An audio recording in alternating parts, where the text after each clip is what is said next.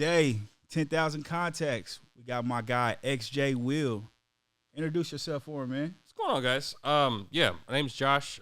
Go by XJ Will on all platforms. I am obsessed with finding new ways to monetize our music, because honestly, I had a good friend of mine, actually the founder of That Pitch, which does like microsync. He said something very catchy. He was just like, you either die or what did he say? He said, "Get rich or die streaming." Okay, I like that. It's just like you can't really make anything off of Spotify. So like, how else are we supposed to do it? And I am obsessed with doing stuff for sync licensing, which is like making music for brands, not fans. Okay, so break down the whole sync licensing for people that maybe don't understand, and also how you got started sync licensing. Okay. The way I like to explain it is kind of like us as musicians, we have a catalog, and we're kind of like an enterprise or a budget. For sure. So we have all these rental cars, and essentially what happens is a film producer, a network or a company, they need music for their visual content. Yes. If you watch a video without it, it just feels weird, right? So what they can't make it themselves. So what they do is they come into our store, right? And they go through the catalog. They're like, hey, I need this car for the weekend. And so they pay you a fee for it, but they don't own it. So they borrow it, they use it for whatever project they're using, and then they bring it back. And say they, for some reason, something happened, they need to do some reshoots, or the campaign went really good for an ad they were running. So they're like, hey, we kind of need that same music because we want to use the exact same thing before. Guess what? You got to pay me again. You know what I'm saying? So they're paying for each usage that happens. I actually had something like that happen yesterday with a Genesis commercial. Wow. Where they were using a campaign on TikTok and on TV, and it went really well. So they were like, just run it back. But the fee was, what is it called? The expiration date basically was over. So it's like, you have to pay again if you want to use it again. So you get paid multiple times for the same track that you made, which is really cool. That's amazing, and I want to congratulate you on that. And I feel like it's a different lane that you don't really see a lot of people taking. Even though they should, I just feel like maybe the knowledge and the resources, they're not available to everyone. Me with my artist background and production background, I just always thought, make a beat, give it to the artist. You don't really kind of think past that. Hopefully this song blows up. Or if the artist even has a marketing plan, which normally they don't. They don't. You know what I'm saying? It's just like we didn't go to school. I went to school for music, but we didn't go to school to actually learn how to actually eat. We just learn how to play. So like there's a lot of extra steps that most people get stalled at before we can even start hoping to go viral or anything like that. Yeah. So how long have you been making music in general? I've been making music. So I grew up as a trumpet player. I started playing at 11, and I got into the conservatory in Kansas City for jazz studies. Nice. And essentially that's when I figured out like, if my adjunct faculty member, teacher, or whatever is doing shows here as a 60-year-old for health benefits and stuff like that, because you don't have them, it's like, that's my future. So like that's how I kind of got into production and trying to figure out like, publishing is the actual way we can monetize our intellectual copyright. For sure. You know what I'm saying? So that's how I kind of got into producing. And then my wife, because she was like, bro, like you playing all these show dates and stuff, you're never home for the weekends, like this is terrible for a family. So she suggested to me, like, why don't you just like write music for like TV shows and commercials? And I was like, man, I don't want to do no jingles, that sounds whack. But when I found out the fees that they normally charge for that kind of stuff, I was like, hold on, let me see this real quick. And so I want to say about 18 months went by, because like you were saying, there's not a lot of there wasn't a lot of information when I got into it, as far as like how to get into the industry, the way you're supposed to structure your music. There's a lot of nuance to it that was just not available for me to kind of learn. So I had to really take the time to study and figure it out. Like 18 months later, I finally got my first placement, like 218 songs later. I finally got a placement for like $10,000. So what year was that, you think? I want to say probably 2018. 2018, so probably right before the pandemic stuff. Before the pandemic. Kind of kicked off for you. Mm-hmm. where did you look for like an opportunity like that? Like, you were focused in on, okay, let me try this out. What avenues did you take, like as far as doing your research to get into the door with sync licensing? Because I mean, I see your content now, and you really give away a lot of game with your clips and the YouTube reels, and I follow you on Facebook, YouTube, and Instagram. And it's really amazing what you're doing. Your videos are very impactful. You know how to reel them in. So, I guess to rewind and go back, what was that feeling like when you caught your first big break after, you said 218 songs. It took a minute. I was about to quit, bro. Like, it was just like, obviously this is working out, but I know this stuff pays. So like, what am I not doing? Yeah. And so like the research, that's the most important thing that I think a lot of people don't pay attention to. Most producers, we're grinding on trying to figure out how to make something slap, basically, right? So we're not really paying attention. We're not watching TV. Like, if we are, is with our lady or whatever, and it's passively. Exactly. Right? Yeah. So like what I did was the opposite. So when the Super Bowl came on, great, the game's great. The Chiefs weren't winning at that time. So like I was paying attention to commercials because top dollar commercials happen on the Super Bowl, right? For sure. So that's the most paying for, exactly. So if I could figure out what these top dollar commercials are doing, if I emulate it, then I'm sure I can get it on other, like during the regular season. So that was your strategy into going study the television shows, like actually close your eyes, turn on the TV, and just listen. Just listen, because you can learn a lot based off of what's already proven to work. That's a gem right there. If y'all didn't pick that up, they're literally screaming at you every day when you probably already listen to like 5 different ads on your way just driving to work. For sure. So like, anytime you're on YouTube, like don't skip the ad. Just listen and figure out like, okay, what are they doing? Or, oh, I can make something way better than that. Like, then guess what? You're almost there as far as with figuring out where your music fits. So going from, your musical background and being a music producer, what would you say is a difference from, I guess, making a beat for a artist versus doing the sync licensing? I know there's probably a lot of differences, but what was one thing that you had to change as far as your mind frame going into the production? Because it's a difference making a song for a commercial or a beat, even though you still have those same fundamental skills. I'm sure you use those as well. Yeah. I think the biggest thing is structure. Okay. Structure is going to be the most important because we're making music for a specific function. Music for sync licensing is either going to do one of 2 functions. It's either helping tell a story or sell a product. Period, point blank. Okay. So because of that, we need to be in and out really quick. We don't have time to have these long intros like we normally do for commercial music because like 15 seconds in, like the commercial's over. It's over. Right? Yeah. So it's just like, what are you going to do? So I normally tell guys, like, if you really want to write for sync, I normally condense the structure a little bit. So 9 times out of 10, you're not going to use more than 2 to 2.5 minutes for a song. Keep your intros under 15 seconds.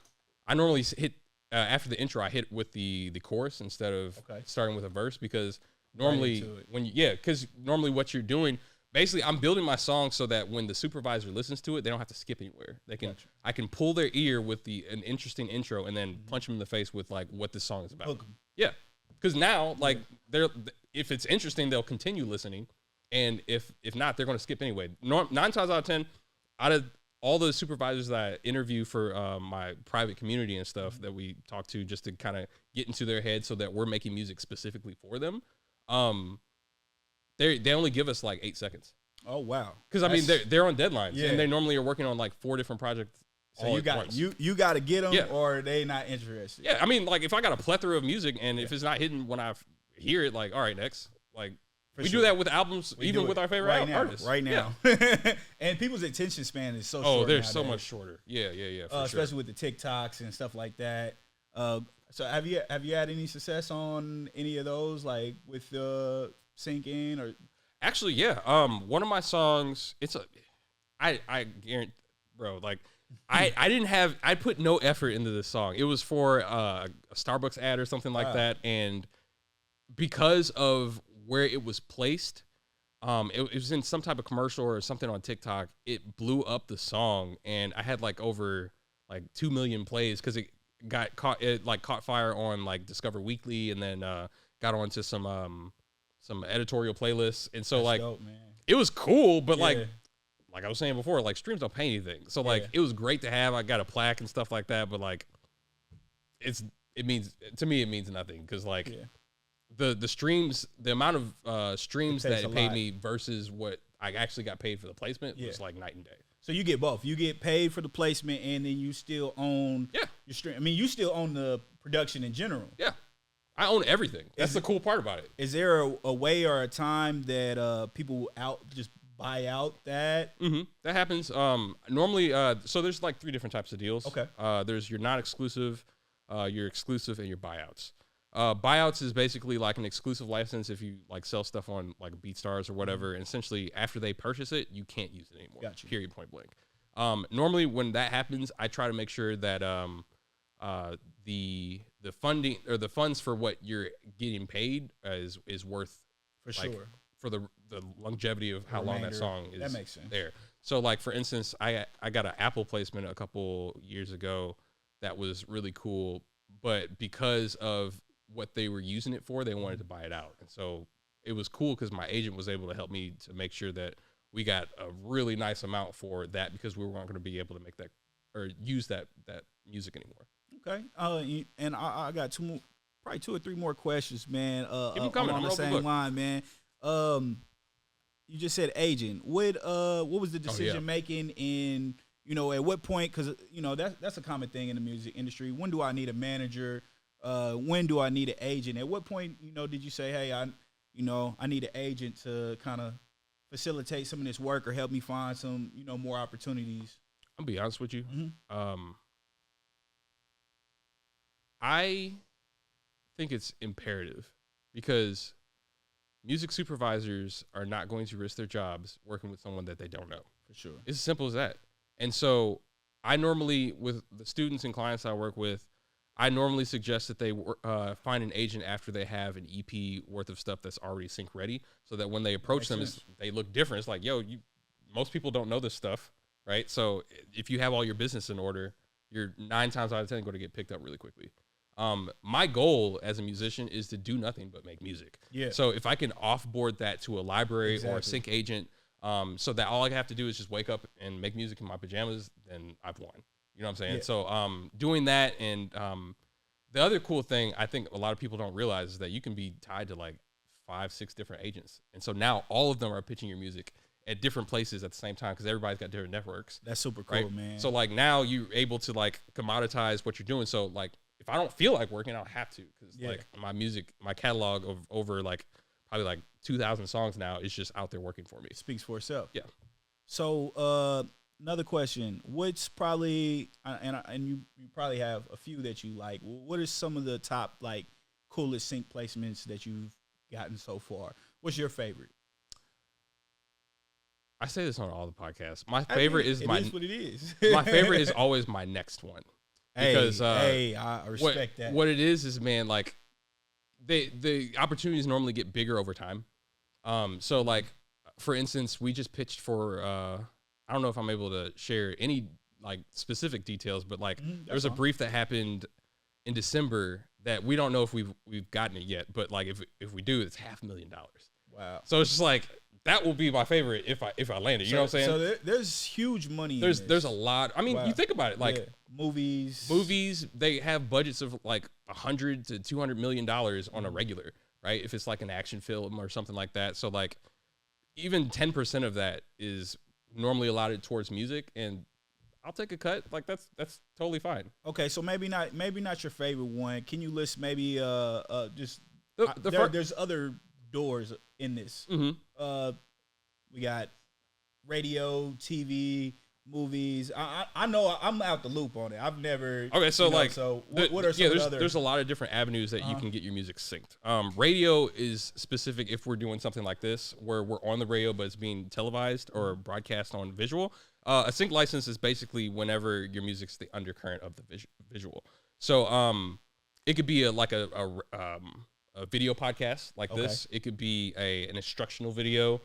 for like a corporate thing. Nice. That Sonic branding, that's a thing. So like anytime you hear the Netflix Tadum, like somebody's getting paid for that, unless it was a buyout. Yeah. You know what I'm saying? You got commercials, video games, and most people think like video games like PlayStation and stuff like that, but like the mobile games is like 40% of the market. Wow. So like there's a lot of opportunity there. Of those, yeah. Yeah. And dang, I'm thinking about micro syncs for influencers and stuff like that. Everybody needs music. Yeah. The demand is very high. So like there's all kinds of stuff. My daughter plays so many games on her tablet. I bet. Yeah. I didn't even think about that.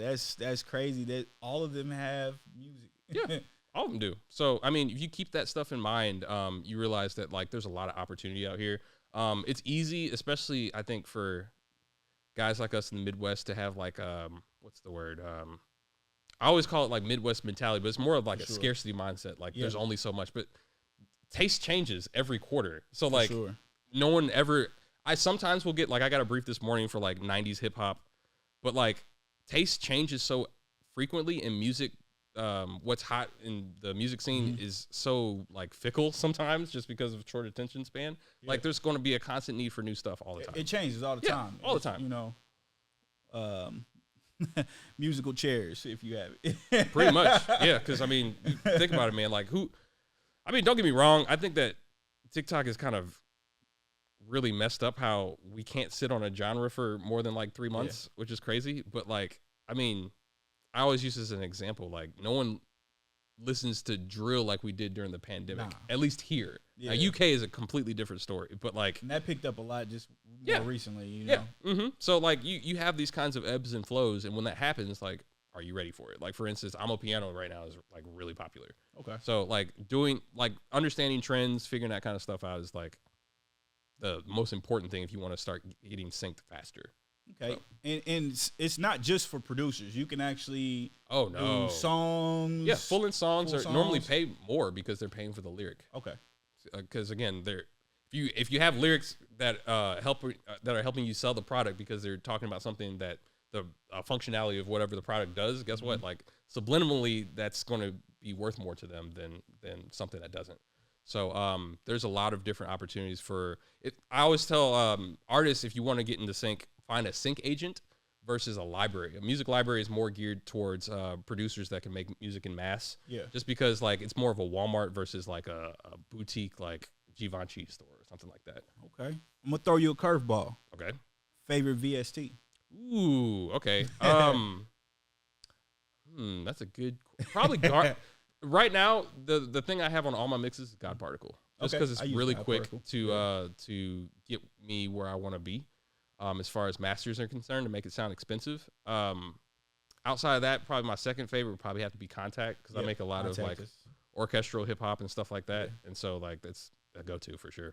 And I know this question, but you use Ableton. That's your DAW. Oh yeah, right? yeah, for sure. Any other DAWs that you use or like, or that you kind of experiment with? It's funny. I started on Machine, and that's how I kind of learned how to sequence. And then I tried to use Logic. This was before all the updates where you could actually start like sequencing drums and stuff fairly well. And I moved over to Ableton because of the automation stuff that you can do. Yeah. And then I got into sound design and all that kind of cool stuff. So I haven't really done anything outside of Ableton just because like it has all my stuff there. Everything's in there. Yeah, and it's easy to make templates for stuff. Mm-hmm. So like, yeah, I'm pretty much stuck in there. And then I just got the beta for the Ableton 12, which is like really fun to use. So wow, yeah. That's pretty cool. Let's see. Any questions for me or anything that you just want to share? That actually, what you got coming up? So I was just talking about this earlier outside. Mm-hmm. We just finished our last sync like conference that we've ever thrown. It was in Atlanta on what was it, November 4th, and so we just got approval to start launching the next one that's going to happen. And actually, you guys are the first to know. We're actually going to have it on November 2nd. So what check it out. Again? That's November 2nd on, I think it's the first Saturday of November in Atlanta. We're going to do it at the same place, same time. It's going to be great. And it's Shades of Sync. I love the name. And I will say, man, I seen the photos that y'all took, and it was a vibe, man. It was really fun. Yo, I ain't gonna lie. I got emotional at the impact and the amount of people and different people you guys had people come from all over. Yeah, we had people from all over the country. Some people flew in from overseas, which was cool. The most important thing that I think from that event was just making sync more accessible for minorities. Like, sure. Normally we're the only, like, we only make up like at most 8% of what's going on. Yeah. So to see that it was reversed and we were more like 98% that was in the building. Impact. I mean, like that's different. You know what I'm saying? Impact. And it's great to see, you know, people that look like us doing big and great things like out here in the community. And I'm saying this live on air, I'm definitely want to be in attendance for the next one. Yeah, man, come through. In any of the future ones.